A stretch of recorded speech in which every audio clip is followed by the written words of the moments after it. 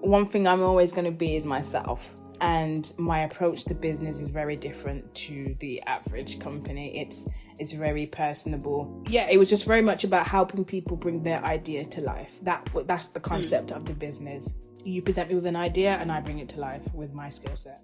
Yeah, and I think that's very important in terms of like with fashion design specifically, just because you can have an idea, but if you don't have that background knowledge on how, you know, a seam works and things, it's kind of, it puts you back. But if you can, you know, find somebody like you who knows those kind of skills and then can then kind of help me realize, like you said, bring ideas into life, it's a very, you know, useful service.